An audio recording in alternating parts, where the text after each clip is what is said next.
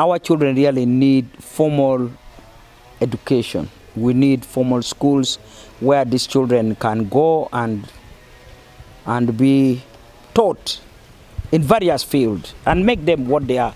That is the kind of training that we went through, and therefore I would also want our children to go through the same thing. And definitely, I think teachers should be valued for the sacrifice they make.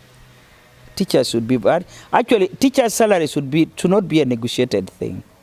And we as Parliament is very surprising, because the community outside there, I don't know whether you, the media people, they give us wrong publicity, or you don't listen to us even when we talk to you.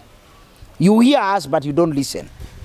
We are very, very concerned about teachers and health workers, always, because we know those rural people, when that rural person brings a child to school, he really expects the government to help, because he has done his part, brought up this child, and has brought this child to an institution. So the government must help. And the only way the government can help this child to make sure that whoever is going to handle this child is properly paid. You must know that when a teacher is going through pressure, it creates a psychological situation. And this psychological crisis, if it is turned against our children, it's not good. We have, through this social media these days, seen some video clips circulating, some very depressing stories where teachers have mishandled children. Why? Because they are going through so much pressure. I'm taking care of these children. At the end of the month, sometimes I don't even get salaries. I've heard in Lera here, teachers complaining that even the little that is supposed to be paid to them, they were not getting. Some of them had not received salaries for 3 months, for 4 months. Now, why should they beg for salaries? When we, the leaders, there has never been a month that members of Parliament will say, we have not been paid. So, if you are diligent in paying a member of Parliament, if you are diligent in making sure that there has never been a month when State House has said, we don't have water or power because government has not paid the bill, then why do you think a teacher who is taking care of my child should not be paid? I think this is a matter that we as leaders must really address with a lot of seriousness.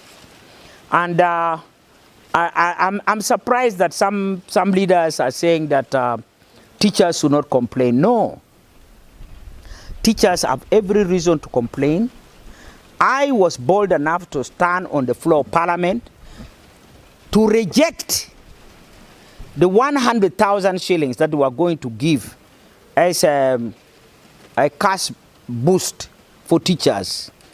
And I said, if the government could afford, through the Prime Minister's and brown envelope, to the Wananchi who are suffering the same problem, and who are giving 100,000 to a market vendor who was selling vegetable in the market, to a boda who has been riding on the street, and to the teacher who is taking care of my child, he should also get the same envelope of 100,000. I thought that was an insult. I stood on the floor of Parliament. Even some radios in Lera here said it. I think they put it negatively. They said Ogwal refused the release of the money for teachers. I did not just refuse. I said, no, you can't pay our teachers 100,000, the same amount you are paying any other person selling matoke or vegetable on the street. No, the teacher is taking care of my very valuable child. So he must be paid a more decent amount. And that is the minimum I could think of was 200,000. And I thank God, crude as I was, members of Parliament and the government heard my cry. And the teachers have been able to get a boost of 200,000. And I insisted that because the Prime Minister's boost was abused, because we were told it went to a boda, when instead we found that this boda was actually a very rich business person. Now we want to make sure that money goes directly into the account of that teacher through their association and through the education officer in their respective districts. This has made able to mitigate some errors which we experienced through the first phase of the boost. So some of these things, it demonstrates the pain that we have for the teachers. And I want to tell teachers now, we feel your pain. We value your service. Without you, we would be nothing. Without the role of a teacher in my life, I think I will not be as disciplined as I am now. Nobody can doubt my discipline. I'm a very disciplined woman. And I'm disciplined because my teachers were disciplined. My teachers taught me how to be disciplined. And so therefore, I'm proud of whatever teaching I've learned through the teachers. So I'm appealing to my own government, being a member of parliament, this government, whether I believe in their political system or not. I'm now part of the government. So I'm appealing to government and to members of parliament. Let us listen to the teachers. This separating the scientists from the arts teachers is wrong and should never be encouraged in this community. We know very well that as we went through the schools, there were some students who were extremely bright in mathematics and physics and chemistry and what have you. And there were others who were extremely bright in history and geography. That's a gift of God. And I don't see why you would say now the science teachers are more superior. Time will come when the art teachers will be superior. Are we going to reverse? No. A teacher is a teacher. A teacher sacrifices for our children.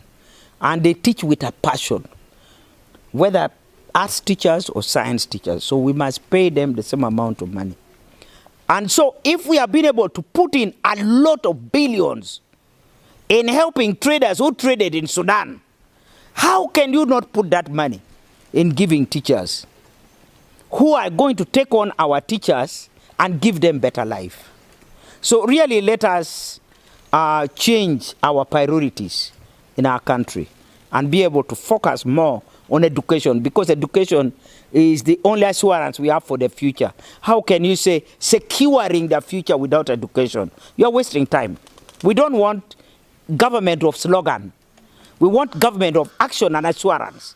The only insurance I can give a child now is to make sure I improve the school, we have quality education, we have equipped the schools so that the children have peace of mind when they're in their schools, the teachers have peace of mind, and they are happy with their package when they are teaching our children.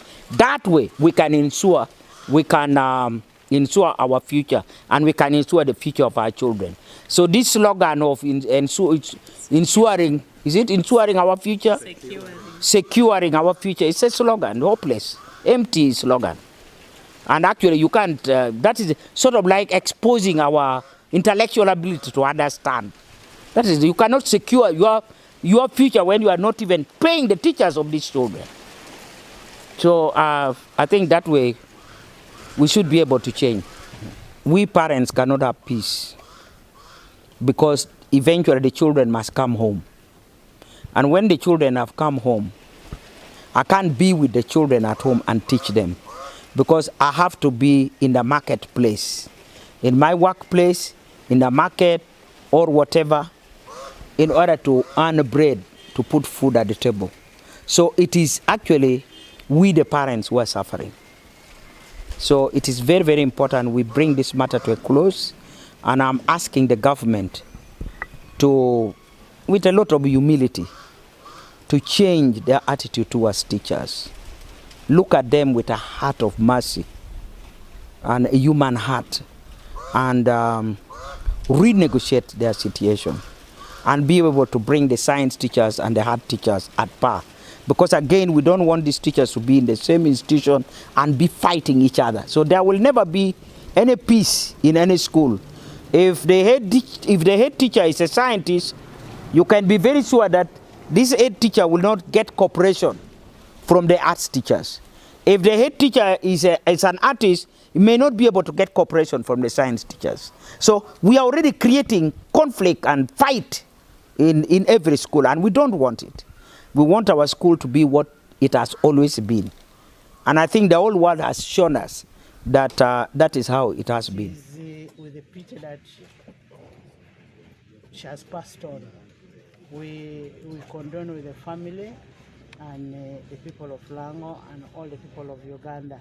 Some of us, the young ladies, joined the parliament because we used to admire Honorable Cecilia Ogwal, the way she was articulate, the way she would discuss issues concerning this country. We have really lost a role model in this.